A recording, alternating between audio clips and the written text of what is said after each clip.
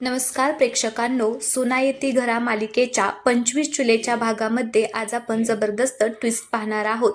त्याच्या आधी प्रेक्षकांनो, तुम्ही चॅनलला सबस्क्राईब करत नाहीये, व्हिडिओ पाहताय पण चॅनलला सबस्क्राईब करत नाहीये, तर आज आपल्याला 500 सबस्क्रायबर पूर्ण करायचे आहेत. त्यामुळे प्लीज माझी रिक्वेस्ट आहे तुम्हाला की तुम्ही चॅनलला सबस्क्राईब करा. तर चला सविस्तर व्हिडिओला सुरुवात करूया.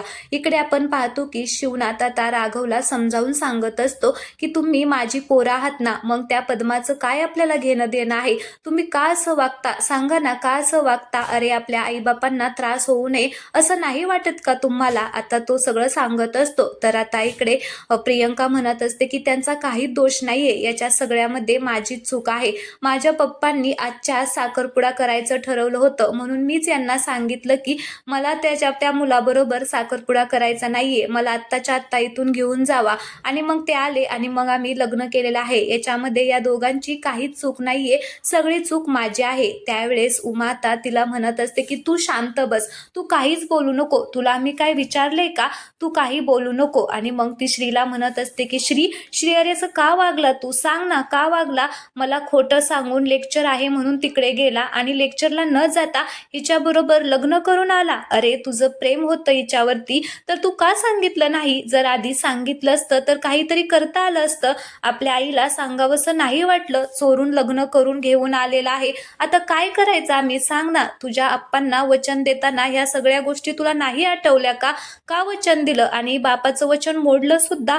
जर तुला हिच्याबरोबर लग्न करायचंच होतं तर तू वचन का दिलं? श्री बोल ना, असं आता गप्प बसू नको.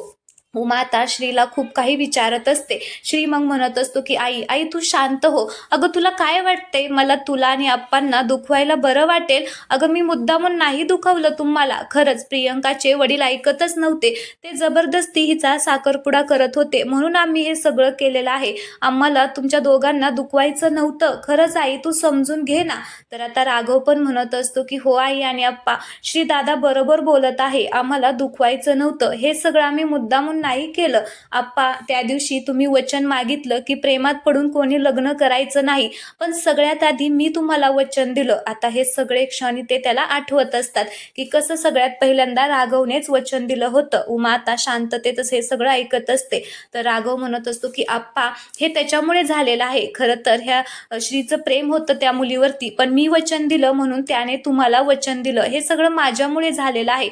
मी वचन दिल्यामुळे माझ्या भावांनी का वचन द्यायचं? ह्या सगळ्याचं ओझं माझ्यावरतीच राहणार होतं, म्हणून मला ते सहन होणार नव्हतं, म्हणून आम्ही हे सगळं केलेलं आहे. म्हणून श्रीचं लग्न प्रियंका बरोबर लावलं आणि आम्ही तुम्हाला सांगायला येत होतो, पण तुम्ही पण समजून नाही घेतलं आणि प्रियंकाच्या पप्पाने पण समजून नाही घेतलं, त्याच्यामुळे हे आम्ही पाऊल उचललेलं आहे. आता ज्या वेळेस राघव हे सगळं सांगतो, शिवनाथला जबरदस्त धक्काच बसतो. तर तो म्हणत असतो की काय म्हणजे हे सगळं तुला माहिती होतं राघव तुला हे सगळं? उमा बघितलं ना, ह्याला सगळं माहिती होतं, म्हणजे माझा खरंच अंदाजच चुकला. मी ह्या पोरांवरती ना विश्वास ठेवायलाच नको होतं. राघव म्हणजे तुला हे माहिती होतं की श्रीधर पळून लग्न करत आहे, तरी सुद्धा तुला असं एकदाही नाही वाटलं की हे सगळं तू तुझ्या आई बापाला येऊन सांगावं? अरे आपल्या मोठ्या भावाचं अजून लग्न व्हायचं आहे, त्याच्या आधीच आपण बारक्या भावाचं लग्न लावतोय, याचं तुला काहीच वाटलं नाही? खरंच मला ना आता आश्चर्यच वाटते की तुला माहीत असून सुद्धा तू आम्हाला एकदा सुद्धा सांगायला आला नाही. अरे परवाच दिवशी तुला समजवलं होतं ना राघव, समजवलं होतं ना की उमाच्या डोळ्यामध्ये म्हणजे तुझ्या आईच्या डोळ्यामध्ये पाणी येईल, असं वागू नको, पण नाही तू ऐकलं. तुला एवढं सगळं समजावून सुद्धा तू तेच केलं. अरे आतापर्यंत तू किती चुका केलेल्या आहेत. मला असं वाटत होतं की आत्ता सुधारशील, मग सुधारशील, पण आज तू एवढी मोठी चूक केलेली आहे ना, त्याच्यासाठी आता तुला कधीच माफ करणार नाही. हे काय करून बसला तू? यांचं लग्न लावून मोकळा झाला. अरे एवढा मोठा झालाय का तू? तुला असं नाही वाटलं आपल्या आई बापांना एकदा सांगावं? पण जाऊ दे, तुझ्याकडून तरी काय अपेक्षा करणार रे मी? असंच ठरवलं असशील की आप्पा दरवेळेस माझ्यावरती चिडतात, मला मारतात आणि पुन्हा काय मी आहे त्या चुका करतो, ते काहीच करत नाही, असंच ठरवलं ना? तुला असं वाटलं असेल काय करणार आहेत आप्पा? एकदा का घरामध्ये गेलो की मग काय करणार आहे. पण नाही राघव, आता या चुकीला मी तुला माफ करणार नाही. काय म्हणाला, तुला ओझं होत होतं या वचनाचं, तुझ्या भावांचं लग्न होत नाही याचं तुला ओझं होत होतं, आणि या बापाच्या वचनाचं काय सांग ना. तू मला स्वतःहून वचन दिलं होतं ना याचं लग्न लावून देताना, तुला असं एकदाही वाटलं नाही की मी आप्पांना वचन दिलेलं आहे आणि ते वचन मोडणार आहे याची तुला पर्वा आहे, बापाची पर्वा नाही. अरे लहानपणापासून तुमच्यासाठी काय काय नाही केलं, किती केलेलं आहे, आणि तुम्ही हा दिवस दाखवचाल असं कधी स्वप्नात सुद्धा वाटलं नव्हतं. पण नाही, आता मी तुला माफ करणार नाहीये. आता तुला ह्या घरामध्ये मी जागाच देणार नाहीये, कारण या घराचे जे नियम आहेत, जे अटी आहेत त्या तू पाळतच नाहीये. त्याच्यामुळे तुला आता ह्या घरात जागा नाहीये. उमा, बघितलं ना याने काय केलेलं आहे. तुम्ही सतत मला म्हणता की राघववरती प्रेम करा, राघव चांगला आहे, पण बघितलं राघवने काय केलेलं आहे. अहो, सगळ्यात मोठी चूक तर यानेच केलेली आहे. ए बाळा, तू जे केलंय ना, आता त्याच्यासाठी तुला माफी नाहीये. आता शिवनाथ त्याला खूप काही बोलत असतो. इकडे सगळ्यांनाच खूप वाईट वाटत असतं जे झालंय त्याच्यासाठी, पण आता शिवनाथ तर खूप चिडलेला असतो. मग शिवनाथ आता त्याला जोरात हाताला पकडतो आणि गेटच्या बाहेर ढकलून देतो. आता ज्या वेळेस त्याने गेटच्या बाहेर त्याला ढकलून दिलं त्यावेळेस उमाच्या तर पायाखालची जमीनच सरकते. सगळेजण आता एकदम असे आश्चर्यचकित झालेले असतात. इकडे आईसाहेबांना सुद्धा आता खूप वाईट वाटत असतं. पद्मा आणि भास्करच्या चेहऱ्यावरती मात्र आनंद दिसत असतो. त्या दोघांना खूप आनंद झालेला असतो. एकतर हा सगळा तमाशा त्यांनीच केलेला आहे, त्याच्यामध्ये आता राघवला घराच्या बाहेर काढल्यामुळे ते दोघे तर खूप खुश असतात. इकडे पिहूला मात्र वाईट वाटत असतं. तिला असं वाटत असतं की हे सगळं माझ्यामुळेच होत आहे, पण आता यांनी माझ्यासाठी किती केलेलं आहे.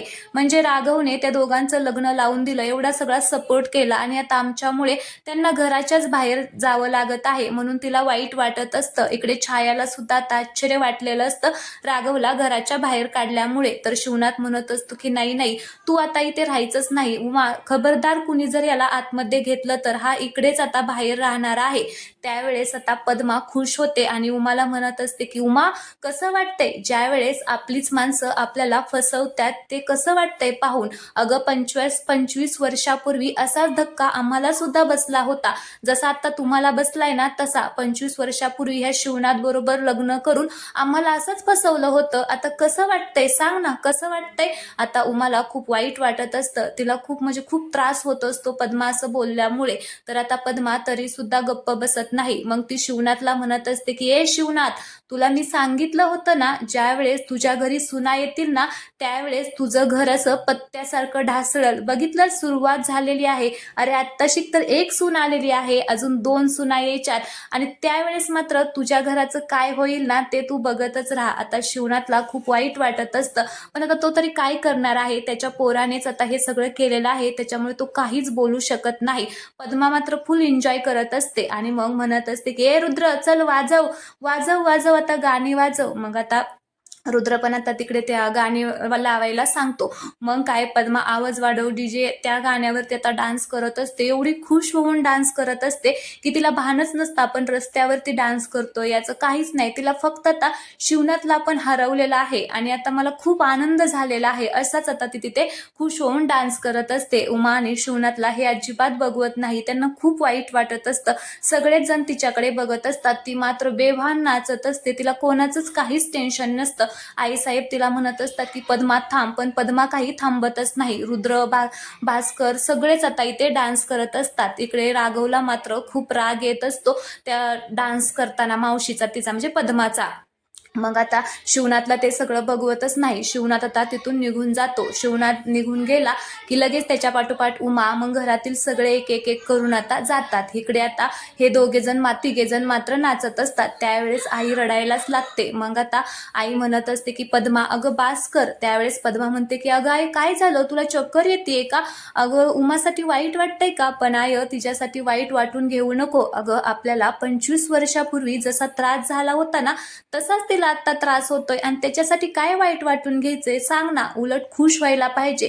तू पण खुश हो. अगं तुझी पोरगी त्या शिवनाथने अशीच पळवून नेली होती ना, त्यावेळेस आपल्याला किती वाईट वाटलेलं. अगं आपले आबा आपल्याला सोडून गेले, मग हिच्यासाठी का रडतीये तू. अगं डान्स कर. म्हणून ती सुद्धा आता आईला डान्स करायला लावते. त्यावेळेस आई म्हणत असते की पद्मा नको करू ग असं, काय करते हे तू.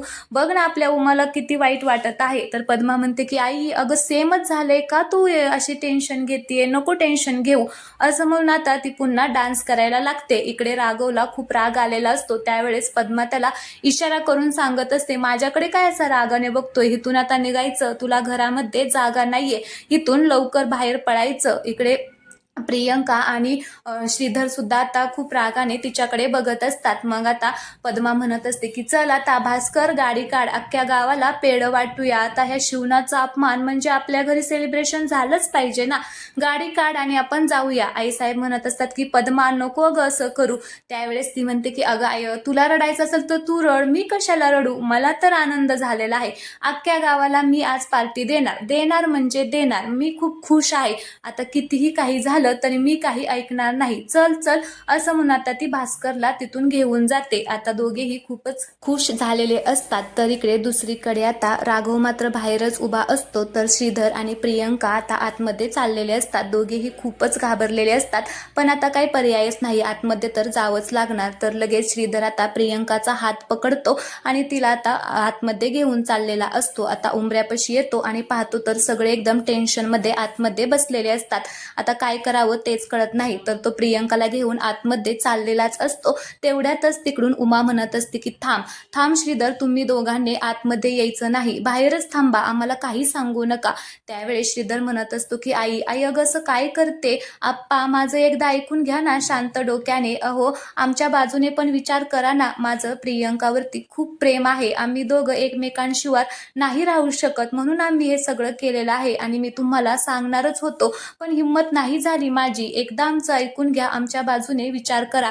त्यावेळेस उमाला हे ऐकून आश्चर्याचा धक्काच बसतो. तर लगेच प्रियंका सुद्धा सांगते की खरं तर माझी चूक आहे. तुम्हाला आठवतंय ना त्या दिवशी मी गोदामात आले होते, कारण माझं तेवढं श्रीवरती प्रेम आहे हो. माझे पप्पा ऐकतच नव्हते, ते माझं जबरदस्ती लग्न लावत होते आणि मी श्रीशिवार नाही जगू शकत, म्हणून मीच त्यांना सांगितलं की मला माझ्याबरोबर लग्न करायचे तर आपण पळून जाऊनच लग्न करूया. याच्यामध्ये या दोघांची काहीच चुकी नाहीये, सगळी चुकी माझीच आहे. आता ती स्वतःवरती घेत असते तर श्रीधर त्याच्यावरती घेत असतो. दोघेही आता पटवून देत असतात की आमचं एकमेकांवरती किती प्रेम आहे ते. तर इकडे दुसरीकडे रुद्र मात्र खूप खुश झालेला असतो आणि तो मोठमोठ्याने हसत असतो आणि म्हणत असतो की वाह, आज काय मज्जा आलेली आहे. त्या राघवला स्वतःवरती लयच अभिमान होता की मी लय डेंजर आहे, मी असा करू शकतो, मी तसं करू शकतो, आज बरोबर त्याची जिरवलेली आहे असं म्हणून तो त्याच्या मित्राला फोन लावतो आणि त्याला सांगत असतो की आज आमच्या शेजाऱ्यांच्या घरी खूप राडा झालाय आणि त्याच्यामुळे मी जाम खुश आहे, आपण पार्टी करूया, इकडे जाऊया, छान तयारी करून ठेव, संध्याकाळी मस्त पार्टी करूया, मला खूप आनंद झालेला आहे. आता हे सगळं तो त्याच्या मित्राला सांगत असतो. तेवढ्यातच तिकडून आता आईसाहेब येतात आणि त्याचं बोलणं ऐकतात आणि मग ते म्हणत असतात की रुद्र, अरे असं का करतोय, का वागतो तू असं, अरे नको त्या पद्माच्या नादी लागो, ती तुला नीट शिकवत नाहीये, चांगलं शिकवत नाहीये. अरे तुझी आत्या चांगली आहे, ती उमात्या चांगली आहे, ते सगळं चांगल्यासाठीच करतात, ते सगळे चांगले आहे, तू असं का करतोय, का त्यांचं वाटोळं होण्यासाठी त्यांच्या मागे लागलेला आहे. आता ती समजून सांगत असते रुद्रला.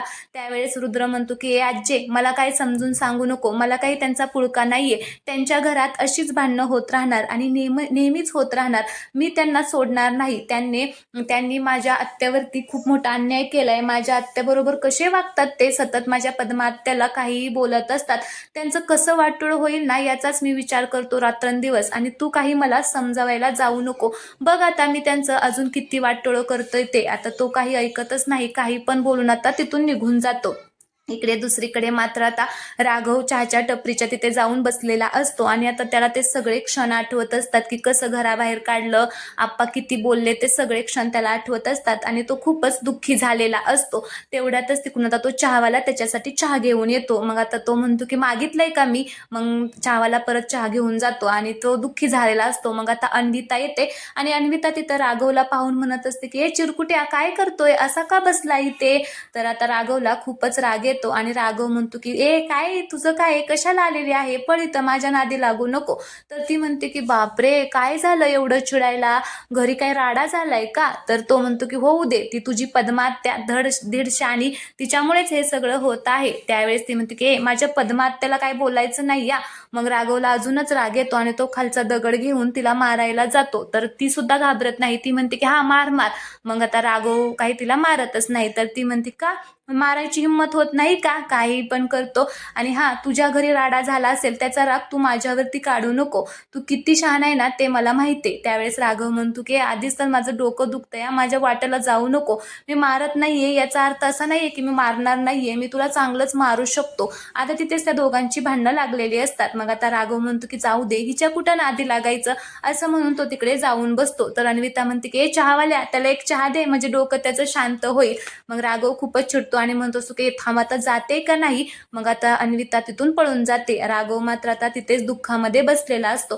तर चला प्रेक्षकांनो, आजचा भाग येथेच संपलेला आहे. पुढील भागामध्ये आपण पाहणार आहोत की रोशनची अजून एक गर्लफ्रेंड असते, ते आता राघवला समजतं. मग आता राघव त्याला मारायला जातो, तेवढ्यातच ती आता माणसं वगैरे जमून आता तिथे राडा होतो. आणि इकडे घरी सुद्धा आता प्रियंकाचे पप्पा आलेले असतात आणि ते श्रीधरला मारत असतात. त्याच्यामुळे शिवनाथ आता त्यांना अडवून थांबवणार आहे. आता हे सगळं उद्या होणार आहे. तर हे कसं होणार, काय होणार ते पाहण्यासाठी चॅनलला सबस्क्राईब करा आणि व्हिडिओला लाईक करायला अजिबात विसरू नका. आज जरा सॉन्ग असल्यामुळे आणि सतत इकडचे असे चेहरे दाखवल्यामुळे भाग जरा कमी झालेला आहे, पण सगळं तुम्हाला रिव्ह्यू मी दिलेला आहे, सगळे अपडेट दिलेले आहेत. त्याच्यामुळे हा भाग छोटा जरी असला तरी तो गाण्यामुळे असणार आहे. तर चला, आवडला असेल तर लाईक करा, चॅनलला सबस्क्राईब करा. धन्यवाद.